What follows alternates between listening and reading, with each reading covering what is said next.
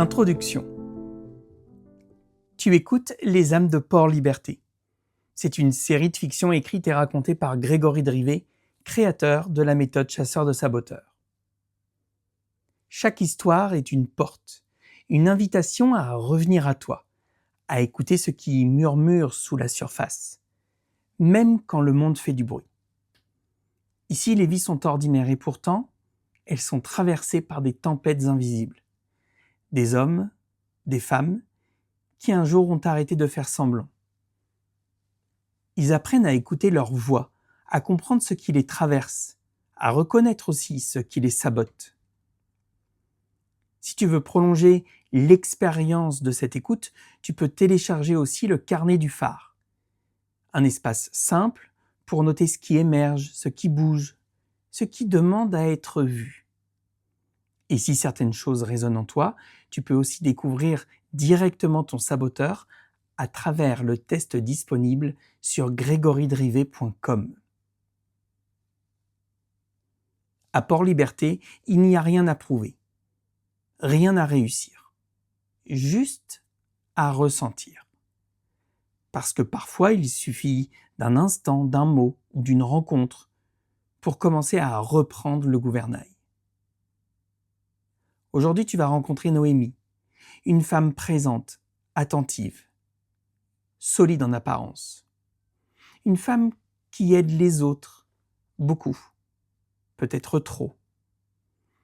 Et comme souvent, ce sont celles qui portent tout qui finissent par ne plus savoir comment poser. Voici son histoire. Chapitre 1. Take it easy. La musique est un peu forte dans la voiture. Noémie Renoir chante.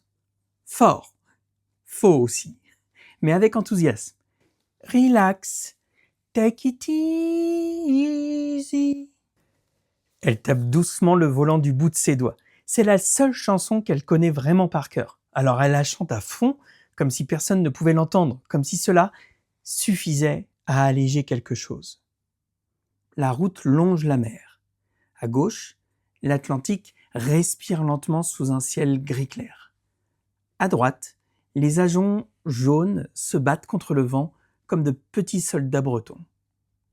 Au loin, les premières maisons de Port-Liberté apparaissent. Des pierres blondes, des volets bleus, des filets de pêche suspendus devant certaines façades. Noémie baisse un peu la musique. Ses cheveux blonds, légèrement ondulés, tombent autour de son visage et quelques mèches blanches apparaissent maintenant près de ses tempes. Avant, elle les aurait cachées. Aujourd'hui, elle les laisse vivre. Sa main glisse instinctivement vers son poignet. Elle touche son bracelet. Des pierres d'agate. Un geste presque invisible, mais pour elle, c'est important. Le bracelet vient de Rishikesh, une petite boutique près du café des Beatles. Elle l'avait acheté là-bas il y a longtemps, à une époque où elle croyait qu'elle prendrait davantage de temps pour elle. La voiture ralentit.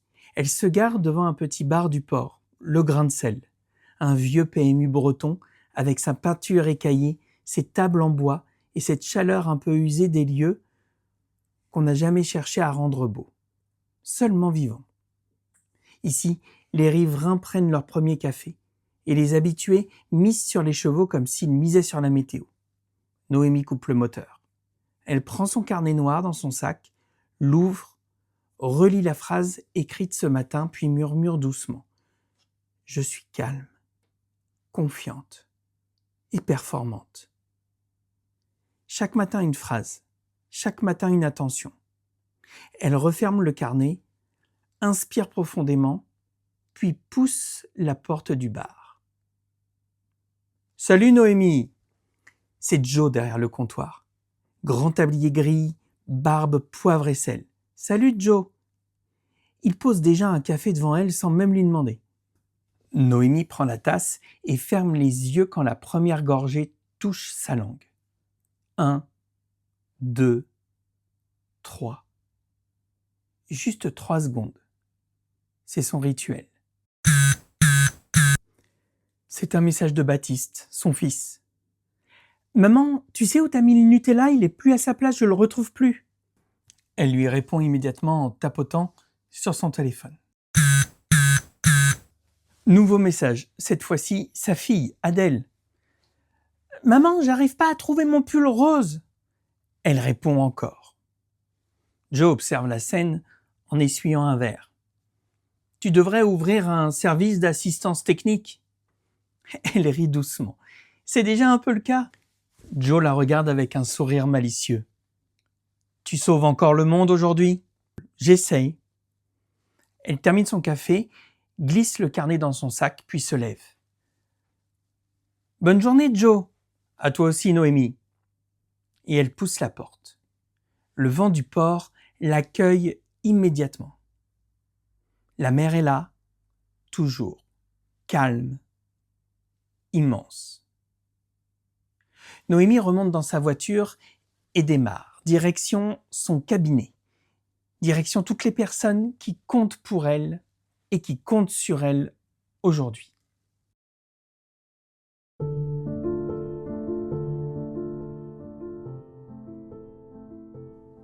Chapitre 2. Le cabinet. Le cabinet de Noémie se trouve au premier étage d'une vieille maison de pierre qui donne sur le port. La façade est simple, presque discrète. Une petite plaque indique « Noémie Renoir, thérapie brève et accompagnement ». À l'intérieur, tout a été pensé pour apaiser. Les coussins sont disposés avec soin, comme s'ils devaient accueillir plus que des corps, tandis que les plantes vertes respirent doucement dans les coins de la pièce. Une odeur de Palo Santo flotte dans l'air, subtile, enveloppante, comme une présence silencieuse. Certaines personnes disent que ce lieu les calme dès qu'elles franchissent la porte. Noémie le sait, elle a créé cet espace pour ça, pour que les autres se sentent bien, en sécurité, accueillis. Toujours les autres. Elle s'arrête un instant devant la porte de son cabinet, elle ferme les yeux. Sa main glisse automatiquement vers son bracelet d'agate. Rishikesh, le fleuve, les cloches du temple.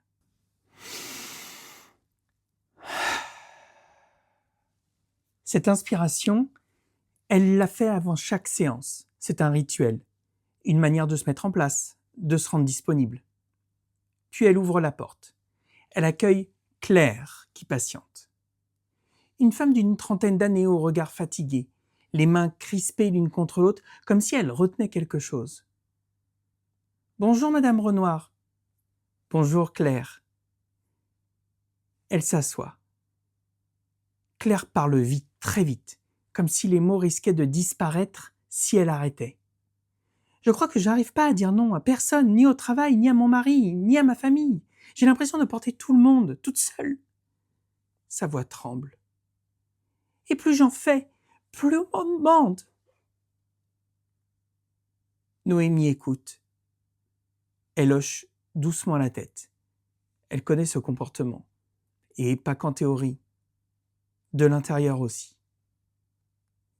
Et si vous disiez non, une seule fois? C'est impossible. Un silence s'installe. Et Claire ajoute, presque timidement, « Vous devez comprendre. » Noémie incline légèrement la tête. « Pourquoi ?» Claire la regarde avec une forme d'admiration. « Parce que vous êtes forte. » Le mot tombe dans la pièce. Forte. Noémie sent quelque chose qui se met en mouvement en elle. Pas encore une pensée, plutôt un mécanisme. Un engrenage invisible qui s'active sans lui demander son avis. Une voix intérieure lui murmure qu'elle doit tenir. Une autre, plus exigeante, lui ordonne d'être à la hauteur, d'y arriver, quoi qu'il en coûte. Et derrière, plus douce, mais plus ancienne, une troisième voix s'infiltre. Faire plaisir, ne pas décevoir, être gentille. Noémie ne met pas de mots dessus, mais ces voix, elle les connaît.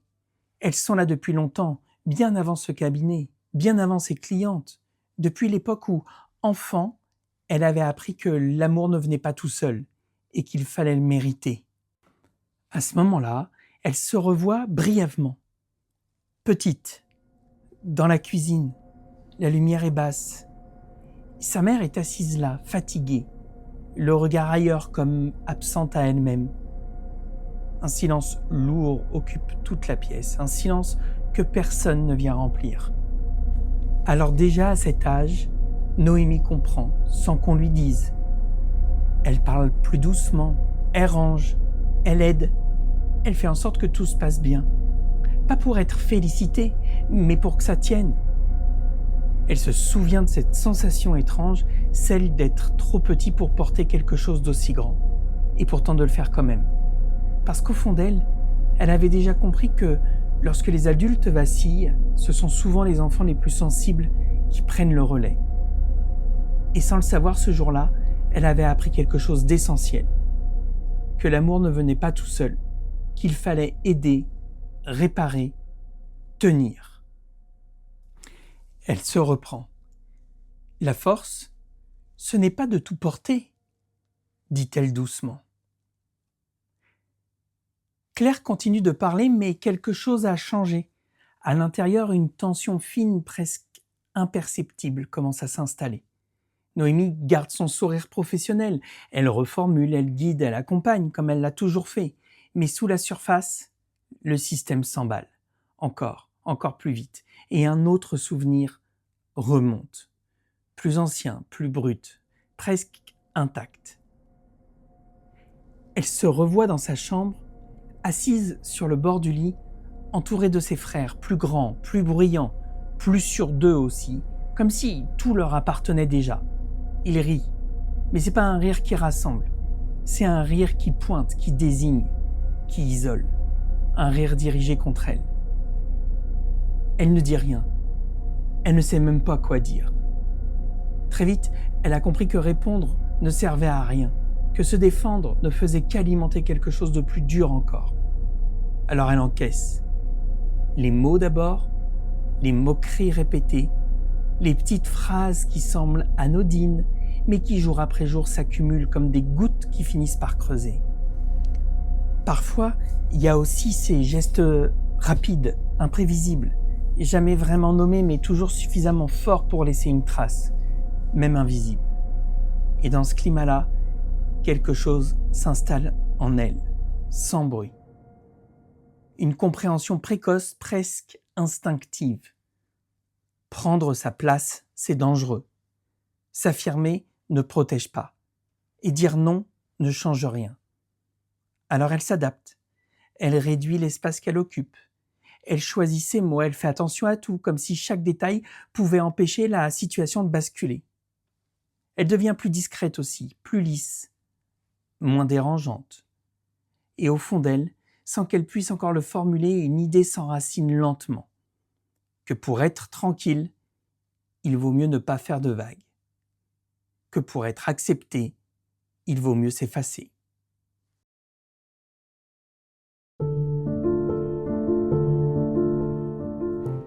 Chapitre 3.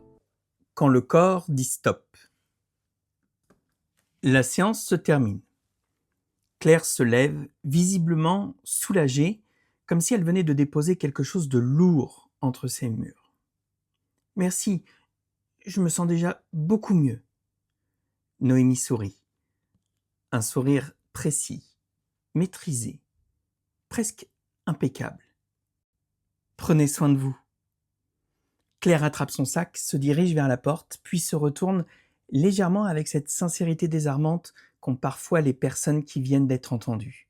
« Franchement, je ne sais pas ce que je ferais sans vous. » La phrase reste suspendue en l'air. Elle ne tombe pas tout de suite, elle flotte. Elle s'installe comme si la pièce elle-même refusait de la laisser partir. Puis la porte se referme. Le silence tombe. Pas un silence apaisant, un silence dense qui remplit la pièce et pèse. Et dans ce silence, une image s'impose, plus récente, mais tout aussi familière pour Noémie. Elle se revoit dans le salon, debout cette fois, face à lui, avec cette tension épaisse qui remplissait la pièce bien avant que ses mots ne sortent. Ses enfants sont derrière elle. Elle le sait sans les regarder. Elle sent leur présence, leur silence, leur inquiétude retenue. Lui parle. Sa voix est dure, tranchante, chargée d'un mépris devenu presque habituel. Il dit qu'elle est incapable, qu'elle n'y arrive jamais, qu'elle complique tout. Et elle, comme tant de fois auparavant, elle ne répond pas.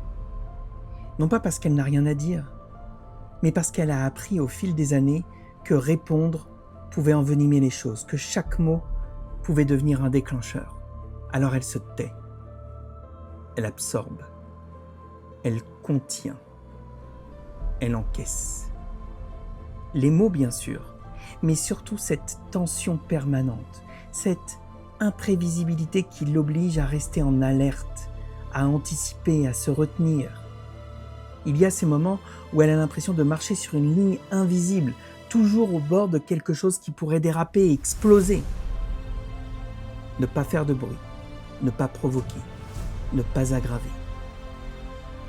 Et derrière elle, ces enfants qui voient tout sans qu'on leur explique et qui comprennent sans qu'on leur dise. Alors elle tient pour eux parce qu'elle refuse qu'ils soient exposés davantage. Parce qu'elle se dit que si quelqu'un doit encaisser, ce sera elle. Et sans vraiment s'en rendre compte, elle s'habitue à plier, à céder, à prendre sur elle encore et encore, jusqu'à ce que ça devienne presque naturel. Jusqu'à ce que disparaître un peu devienne une façon de protéger les autres. Dans son cabinet, Noémie reste debout, quelques secondes, immobile, comme si son corps attendait une consigne, comme s'il cherchait encore à comprendre s'il devait continuer ou s'arrêter. Puis quelque chose lâche. D'abord, presque imperceptiblement, ses mains.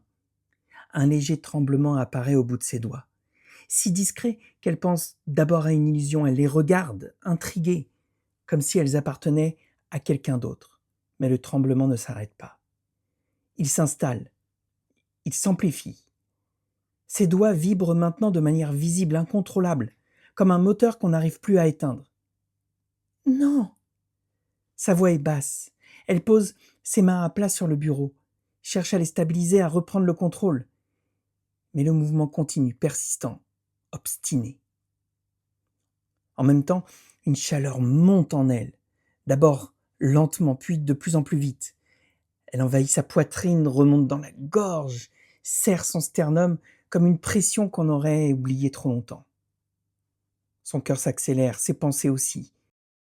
Et les voix reviennent, pas comme des mots réfléchis, comme des automatismes, des réflexes, des ordres anciens. Une pression monte en elle accompagnée de ces injonctions qu'elle connaît par cœur. Tenir, ne pas lâcher, être forte quoi qu'il arrive. Et derrière, plus profond, plus ancien, une autre voix, plus sourde, plus enracinée. Elle murmure. Si tu t'arrêtes, tu ne sers plus à rien. Soudain, pour Noémie, quelque chose devient clair. Pas une idée précise, mais comme une évidence qui remonte. Comme si toutes ces voix n'étaient pas séparées, comme si elles faisaient partie du même système. Tenir, être à la hauteur, faire plaisir, tout donner, encore, toujours. Elle le sent dans son corps. C'est pas un effort, c'est un programme, un mécanisme ancien, inconscient, qui se déclenche sans lui demander son avis.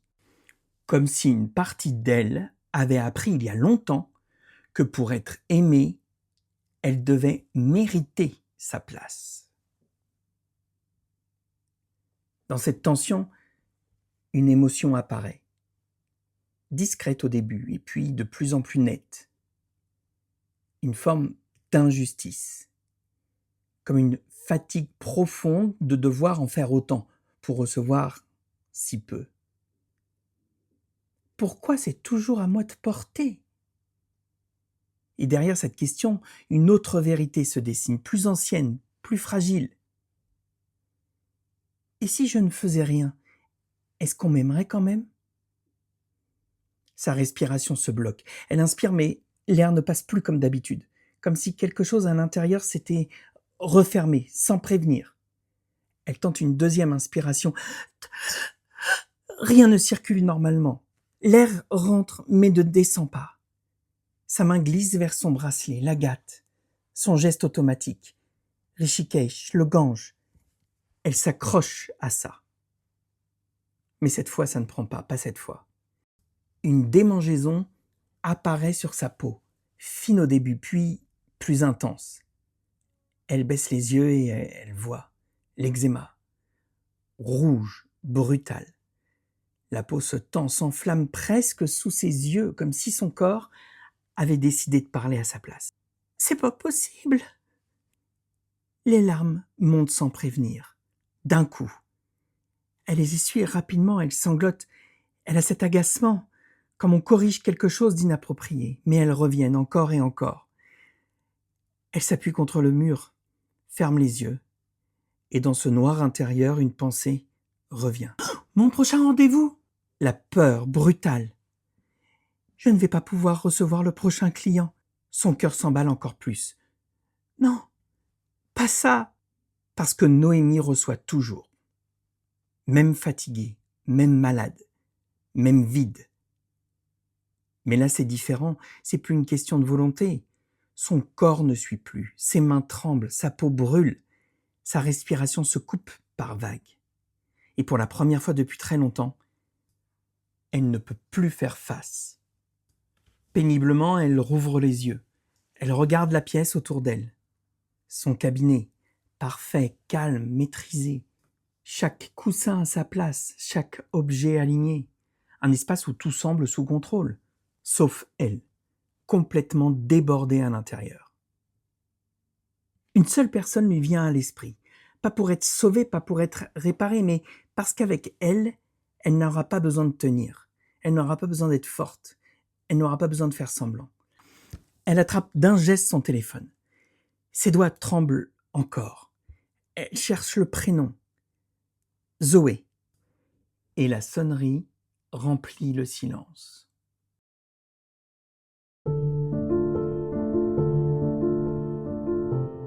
Chapitre 4. La route du phare.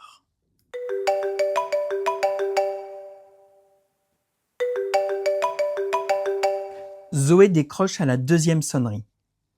Noémie ? Et rien qu'à ce simple Noémie, Noémie sent une nouvelle vague monter en elle. Elle essaie de parler normalement, de retrouver une voix stable, mais quelque chose craque dès les premiers mots. Zoé, je crois que je fais une crise. Un silence suit. Pas un silence gêné, pas un silence vide, un silence présent. Zoé ne panique pas. Zoé écoute. Et Noémie, entre deux respirations mal assurées, finit par lâcher tout ce qu'elle retenait encore.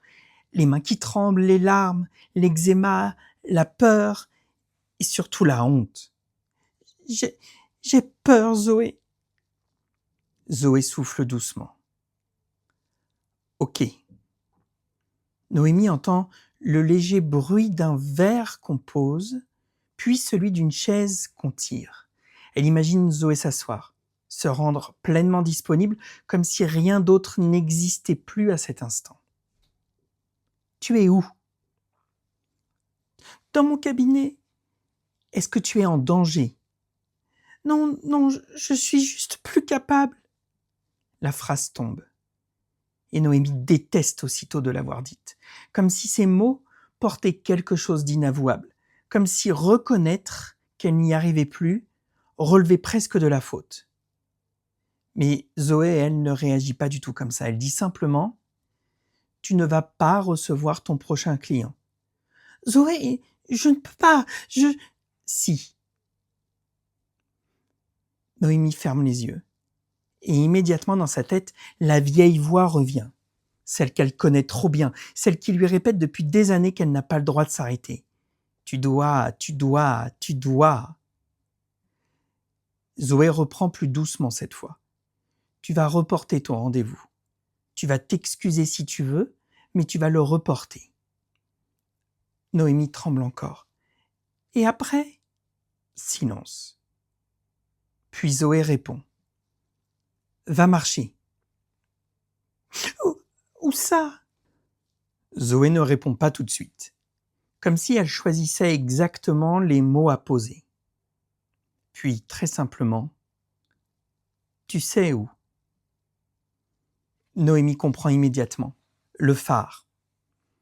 Elle ne demande pas pourquoi, parce qu'elle sait. Il y a des endroits parfois où l'on va quand on n'a plus de masque. Alors elle raccroche, elle reste assise un instant, le téléphone encore dans la main, comme si ce simple geste venait déjà de déplacer quelque chose en elle. Puis elle envoie un message rapide à son prochain rendez-vous. 2 lignes, poli, professionnel. Et quand elle appuie sur envoyer, son ventre se tord, comme si elle venait de trahir une religion. Elle attrape son manteau, son sac, son carnet noir. Elle sort du cabinet. Elle descend l'escalier et dehors, l'air froid la frappe au visage et pendant une seconde, ça lui fait du bien, comme une gifle qui la réveille. Elle monte dans sa voiture, démarre. La route vers le phare traverse la lande. Le vent y souffle plus fort et la mer apparaît par éclats entre les rochers comme si elle surgissait puis disparaissait au rythme des virages. Noémie conduit lentement. Ses mains tremblent encore un peu sur le volant, mais quelque chose commence à changer. Pas dans sa tête, dans sa cage thoracique, comme si l'air revenait millimètre par millimètre. Sa main glisse vers son bracelet, la gâte. Elle la serre doucement et murmure, sans trop savoir à qui elle parle. « Je suis là !» La voiture s'arrête au pied du phare. Elle coupe le moteur. Le silence est immense. Et le phare se dresse devant elle, blanc, immobile, presque irréel dans la lumière qui tombe, comme s'il l'attendait depuis toujours. Noémie sort de la voiture, le vent joue avec ses cheveux, elle avance, pas vite, pas héroïquement, juste comme quelqu'un qui n'a d'autre option que d'être vrai, authentique. Elle arrive devant la porte, pose sa main sur le bois et hésite. Une seconde. Puis elle la pousse. Et la chaleur du phare l'accueille.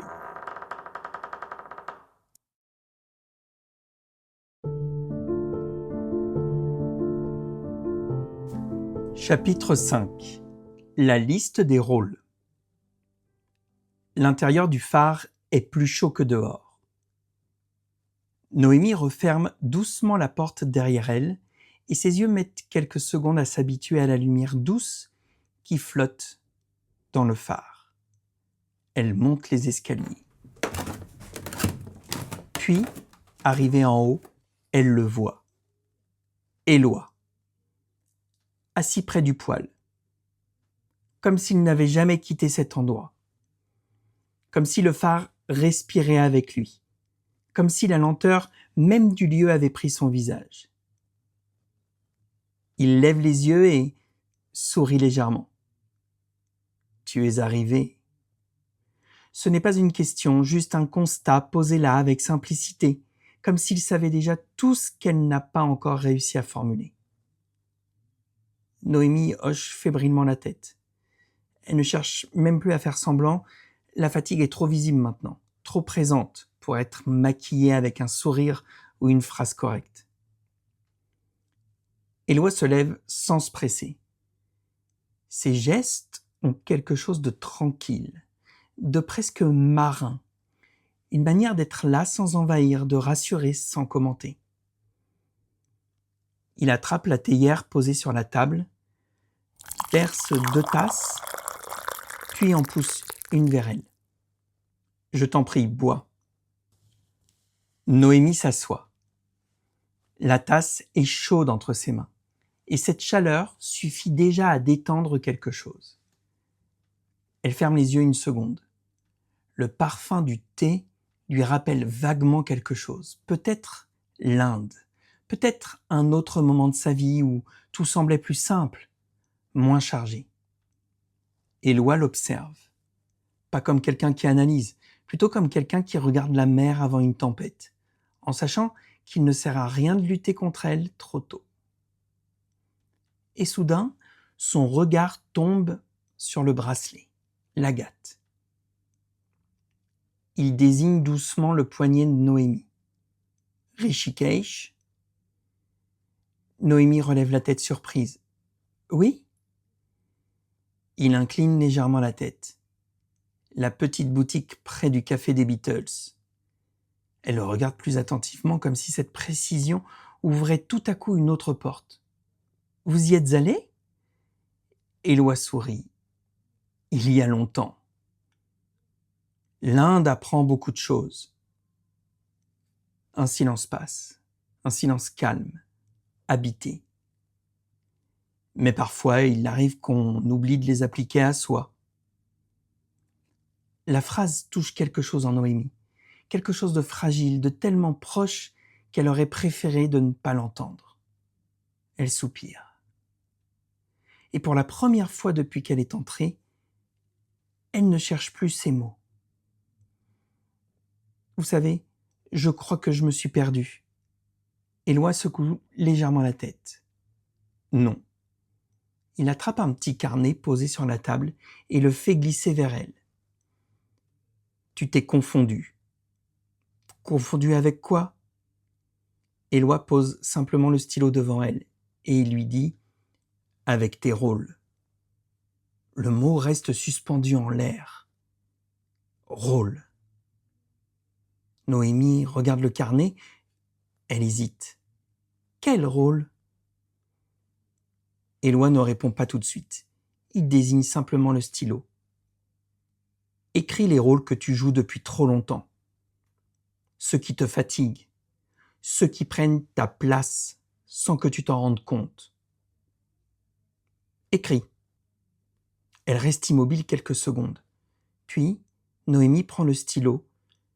La première ligne vient presque toute seule. L'infirmière. Elle inspire. Le mot lui serre déjà la poitrine. Elle écrit le deuxième. Madame Plus. Puis un troisième. Le répondeur automatique. Sa gorge se noue un peu plus, mais elle continue. Maman solutionneuse. Ses doigts commencent à trembler légèrement. Le dernier mot, lui, sort plus lentement, comme s'il résistait, comme s'il savait déjà qu'une fois écrit, il deviendrait impossible à ignorer dorénavant.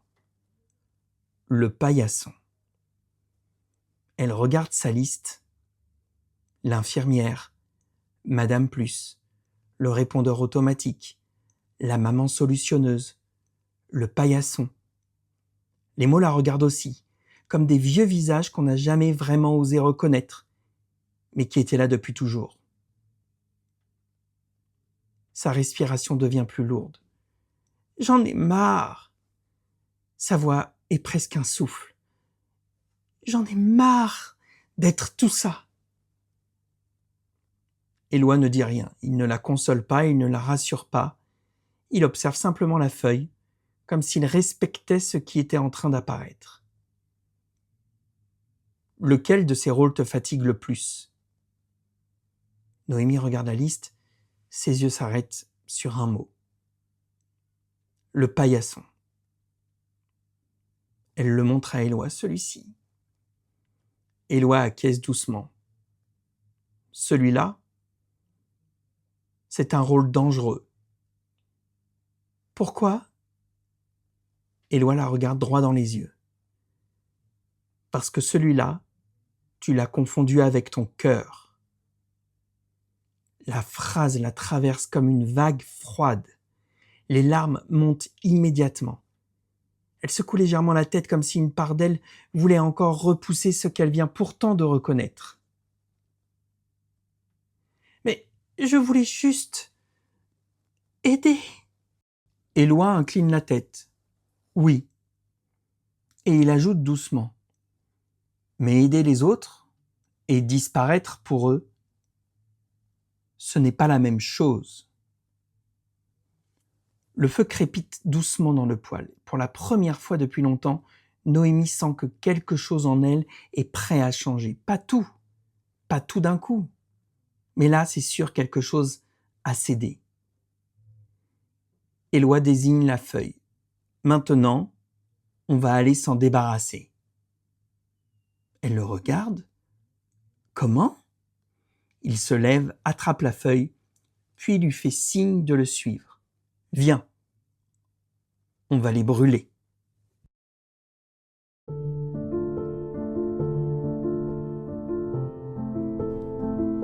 Chapitre 6. Le feu.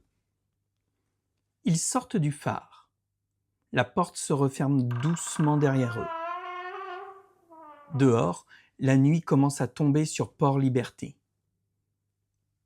La lande s'étend à perte de vue, sombre et silencieuse, comme un grand tapis de bruyère que le vent traverse par vagues. Plus loin, la mer respire lentement. Noémie inspire profondément. L'air est froid, mais là, il lui fait vraiment du bien. Éloi marche quelques pas devant elle, puis s'arrête près d'un vieux brasero posé sur des pierres. Le métal est rouillé par les hivers. Il sort une petite boîte d'allumettes de la poche de son pull marin, en gratte une, et la flamme apparaît, minuscule, fragile, presque hésitante. Puis il dépose quelques morceaux de bois secs dans le brasero, le feu prend doucement. Une lumière orangée danse sur leur visage. Noémie tient encore la feuille, la liste, les rôles. Elle la regarde comme on regarde une vieille peau qu'on s'apprête à quitter. Le papier tremble légèrement entre ses doigts. Éloi l'observe. Il ne parle pas tout de suite. Lequel te fait le plus mal ? Noémie baisse les yeux. Elle n'a presque pas besoin de réfléchir.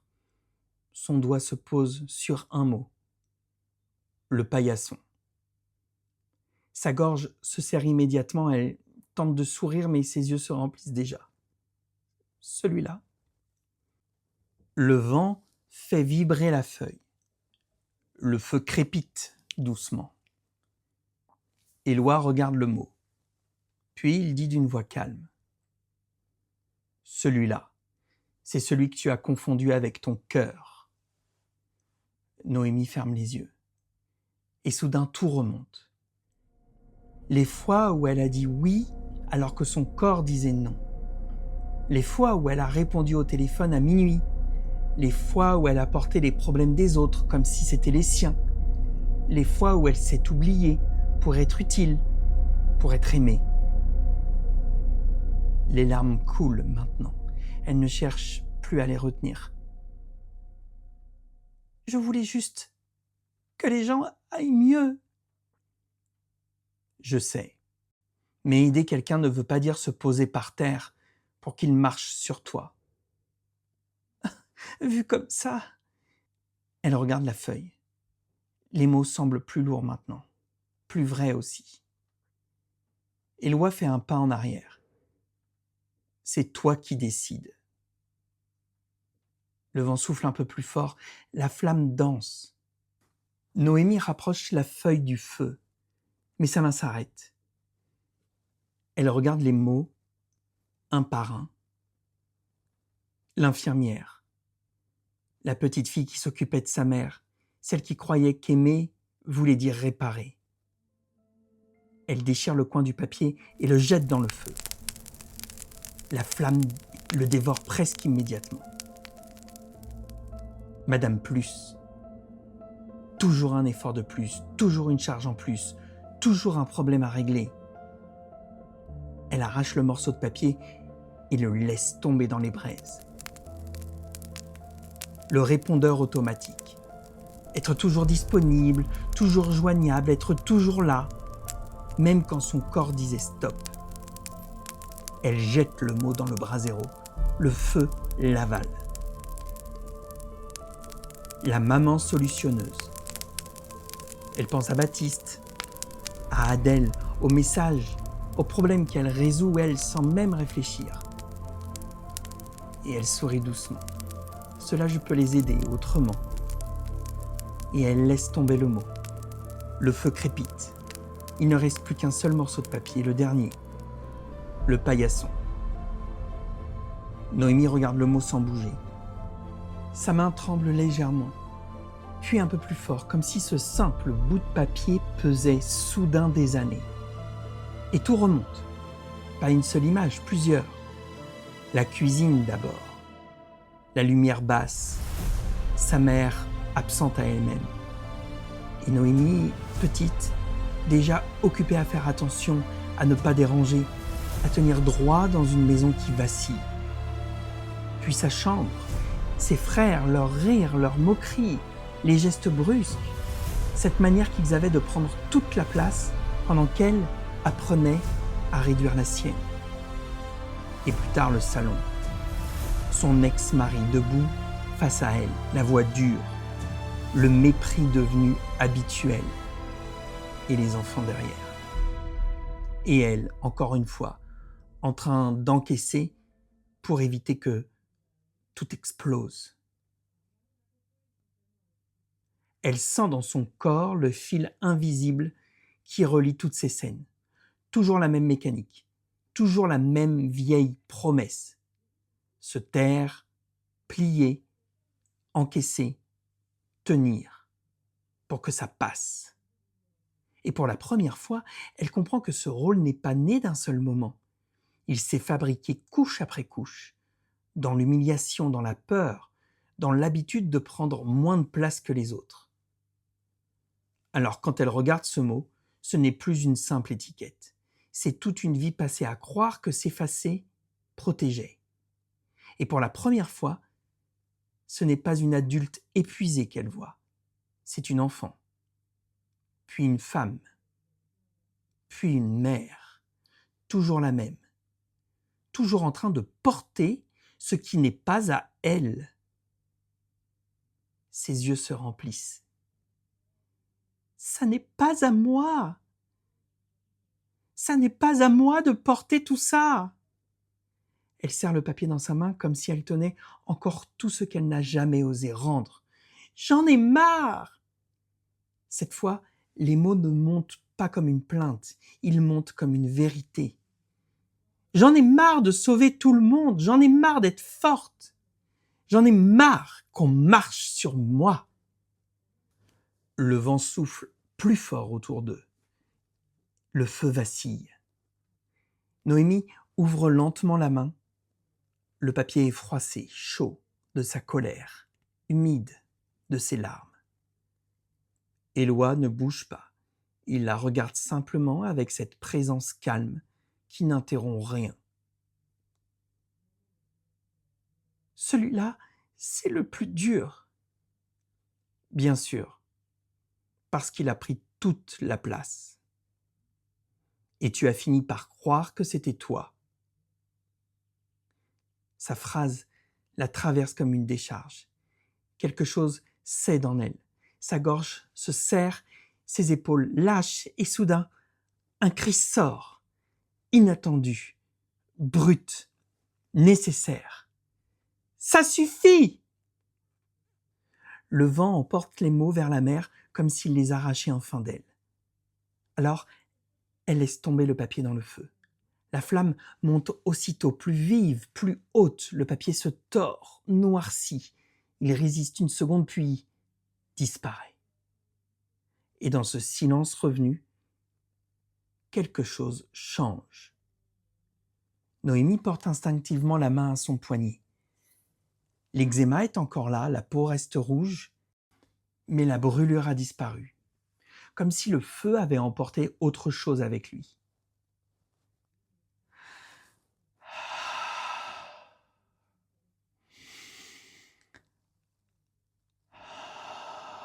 Pour la première fois depuis longtemps, l'air descend vraiment, jusqu'au ventre.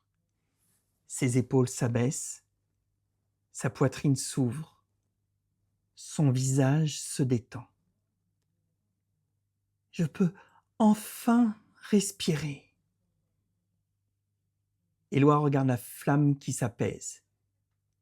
Voilà. Voilà quoi? Tu viens de reprendre ta place.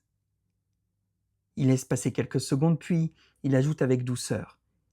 Et surtout, tu viens d'arrêter de croire que tu devais la mériter.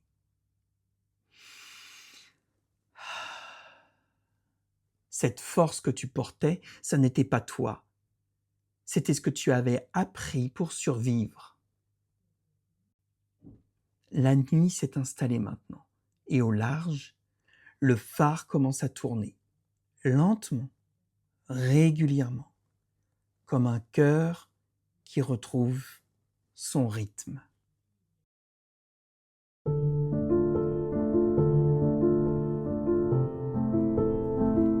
Chapitre 7. Passer le relais.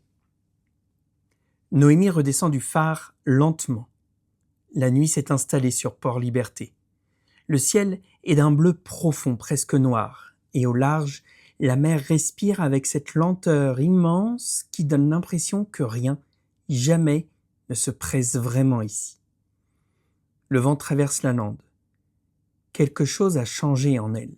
C'est pas spectaculaire, c'est pas une révélation qui explose. C'est plus simple, c'est plus profond. Comme si quelqu'un avait ouvert une fenêtre dans sa poitrine. Elle respire. L'air entre. Vraiment. Sa main glisse vers son poignet. Le bracelet d'agate roule doucement contre sa peau. Rishikesh, le Gange. Elle se souvient de ce moment où elle croyait qu'elle devait devenir quelqu'un d'autre pour aller mieux, plus forte, plus sage, plus solide, plus ceci, plus cela. Et soudain, elle sourit. Peut-être qu'elle n'avait jamais eu besoin de devenir quelqu'un d'autre, juste de redevenir elle. Elle arrive au bas du sentier, la route du port apparaît entre les ajoncs.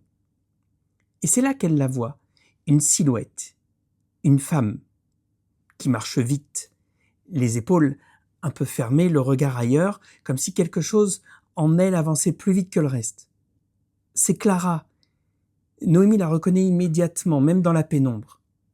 Clara s'approche, et quand elle lève les yeux, elle se voit. Un instant, suspendue. Clara semble surprise. « Noémie !» Sa voix semble fatiguée, un peu cassée, comme si elle venait passer des heures à réfléchir ou à lutter contre quelque chose qui lui laisse aucun répit. Noémie s'arrête et pendant une seconde, l'ancien réflexe revient.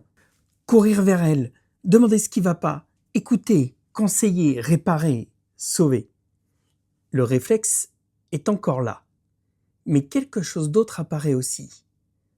Le feu, les mots qui brûlent, le silence. Elle respire et elle regarde Clara. Et pour la première fois, elle ne cherche pas à comprendre, elle ne cherche pas à intervenir. Elle ne cherche pas à prendre sur elle ce qui ne lui appartient pas. Elle lui sourit simplement. Un sourire doux, présent, libre. « Bonsoir Clara !»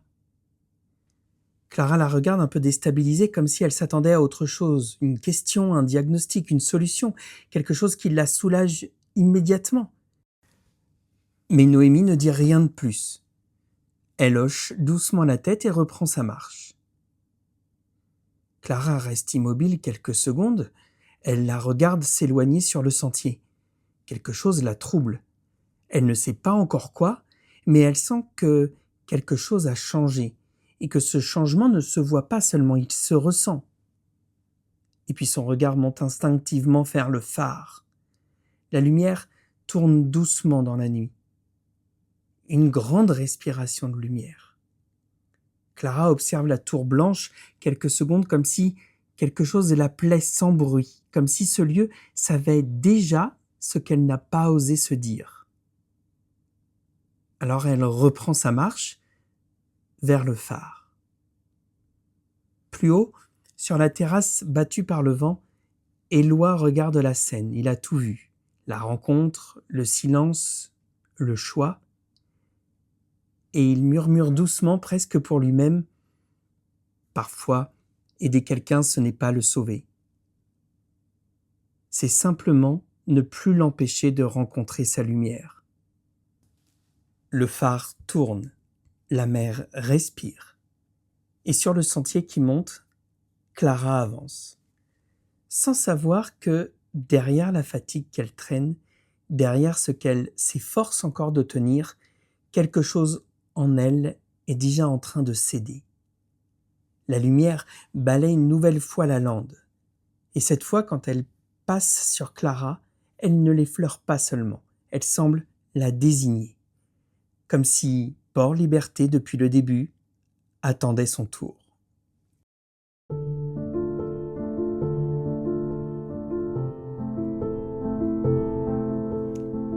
Conclusion. Pour prolonger l'expérience.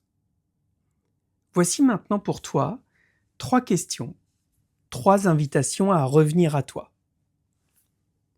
La première question est: quel est le rôle que tu continues à jouer aujourd'hui, même s'il ne te ressemble plus? Peut-être une étiquette que tu portes depuis longtemps, peut-être quelque chose que tu as appris pour tenir. Deuxième question: si tu pouvais lui parler maintenant, qu'aimerais-tu lui dire à ce rôle? Pas dans ta tête, mais avec ce que tu ressens vraiment là maintenant. Et troisième question: quelle est la première petite action que tu peux poser dès aujourd'hui pour honorer ta place? Pas demain, pas parfaitement, juste là, maintenant. Et si tu veux prolonger cette expérience, je t'invite à télécharger le carnet du phare. C'est un espace simple pour écrire, déposer et continuer le voyage à ton rythme. Je t'ai préparé d'autres questions en rapport avec l'aventure de Noémie. Tu peux le retrouver sur grégoridrivet.com/carnet. En plus, dans ce carnet, tu découvriras un test simple et rapide pour mettre de la clarté sur ton propre saboteur. 3 minutes, 7 questions pour trouver ton profil autosabotage et les premières clés qu'Éloi te donnera pour pouvoir toi aussi t'en libérer. Je te rappelle l'adresse grégoridrivet.com/carnet.